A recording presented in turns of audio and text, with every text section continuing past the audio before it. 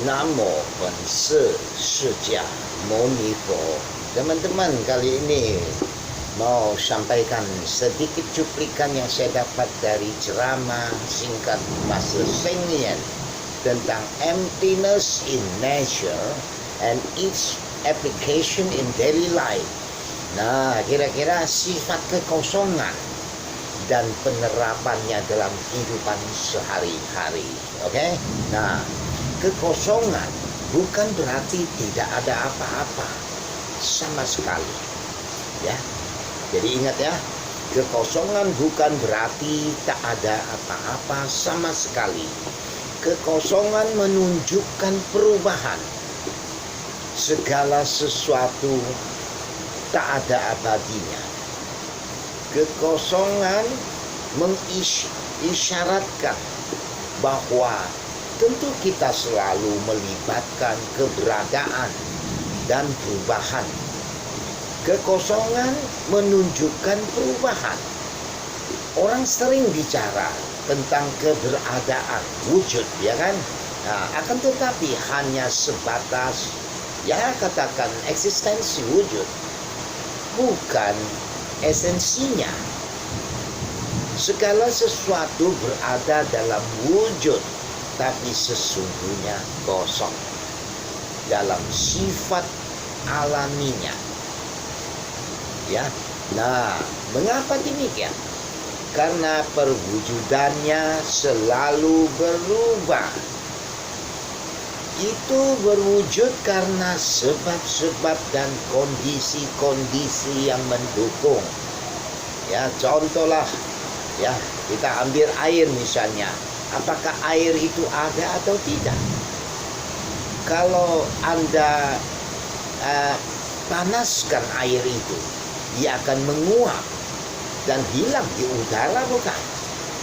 Nah, maka air masih ada atau tidak? Ayo loh. Maka Buddhisme bicara kekosongan dalam sifat alamiahnya, sementara di dalamnya terjadi perubahan. Kita tahu wujud itu tercipta karena sebab-sebab dan kondisi-kondisi yang mendukung. Ya, tidak fix lah, tidak tetap dalam kondisi yang sama sebenarnya. Ya, nah, ini artinya apa? Ketiada kekekalan, ya, ketidakkekalan sejak kemunculan wujud, ya. Kemudian bagaimana dengan sifatnya?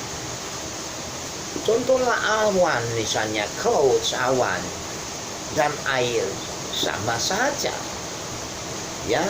Nah, istilahnya seolah mereka itu ada di luar kekosongan, kan?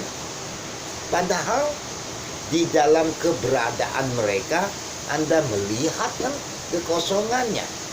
Nah, maka dalam sutra hati berkata tidak bertambah atau berkurang, tidak timbul juga berhenti di awalnya, dan itulah kekosongan. Itulah pemisahan antara wujud dan kekosongan. Ya, kehebatan seperti konsep kekosongan, ya, semacam keheningan yang hening. Kekosongan dalam Buddhisme tidak benar-benar kosong sama sekali. Ini adalah keberadaan yang tidak permanen, yang juga berkaitan dengan sifat bukan diri. Ambil contoh deh, tuh, badan misalnya, badan ya, ini badan ya. Nah, sebagai contoh, apakah kemarin badan saya atau saya ini sama dengan hari ini? Tak berubah buktinya, ya kan? Nah, badan buktinya masih tetap kemarin begini, masih aja tetap begini, kan?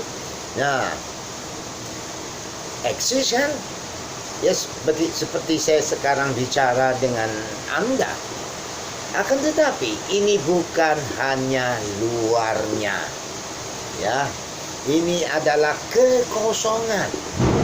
Memahami kebenaran ini, hal-hal dalam kehidupan sehari-hari dapat istilahnya kita kelompokkan lah, ya. Sama Master Sheng dikelompokkan 3 kategori, ya, dalam hal bagaimana yang kita rasakan. Satu, misalnya hal-hal yang menguntungkanlah kita atau yang memuaskan keinginan. Yang kedua, hal-hal yang bertentangan dengan keinginan kita, ya, yang katakanlah merugikan bahkan berbahaya pada kita. Dan yang ketiga, hal-hal yang tidak penting, hal-hal yang tampaknya tidak menguntungkan, merusak, mempengaruhi kita, atau mereka jauh di sana dalam arti yang lebih luas, namun mereka istilahnya terkait dengan kita, ya. Nah, misalnya ada ledakan bom di Afrika atau di Eropa, nah, ya, seolah-olah kan tampaknya bukan urusan gue, bukan masalah, nggak penting segala macam. Itu yang dimaksudkan Master Sheng, ya, yang jauh kan di sana. Kelihatannya nggak ada urusan sama kita kan, tetapi tidak begitu, saudaraku. Sedunia kan jadi gempar kalau ada bom, ya. Nah, karena masalah ini bukan, ya, seperti kasus COVID itu, nggak gempar itu dunia. Ya, sebagaimana saya bagikan jadi 3 kategori, ya. Jika seringlah melihat mereka artinya yang tadi kasus-kasus yang seperti yang tampak nggak begini, ya, nggak gitu penting atau yang penting atau apa, ya, ya, hal-hal yang seolah-olah yang ledakan bom di Afrika tadi kan nggak penting, tanpa pamrih kan istilahnya kan. Nah, benar-benar kosong kan.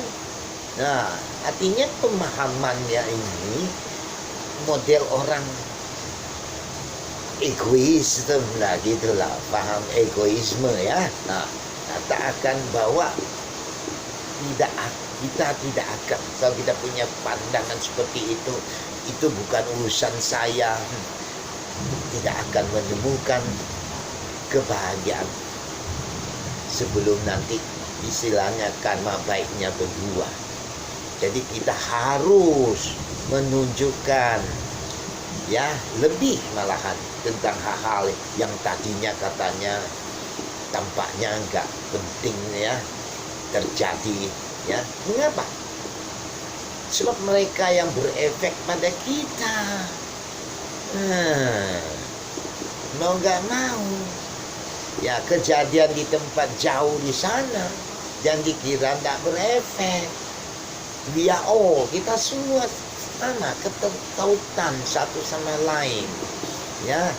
Harus lebih concern pada istilahnya bukan pada kekhawatiran, tapi kasih sayang. Tebarkanlah kasih sayang, tebarkanlah meta, ya. Nah, kita kan bisa berbakti istilahnya pada dunia. Dengan cara ini kekhawatiran hilang, mau khawatir juga jadi susah, oke? Nah, sebagai konklusinya, all things are produced by causes and conditions, and they change over time. This shows the truth of existence by causes and conditions, which is empty in its nature. Jadi segala sesuatu, all things, apa aja tuh manusia, segalanya, ya, tercipta oleh sebab-sebab dan kondisi-kondisi, ya, dan mereka berubah-berubah. Jadi nggak usah khawatir, berubah-berubah, ya, seiring dengan waktu. Ini menunjukkan kebenaran, ya, keberadaan oleh sebab-sebab dan kondisi-kondisi, ya, yang sifatnya kosong. Sampai sata aberohantu, sampai sata kawantu supitaka amito.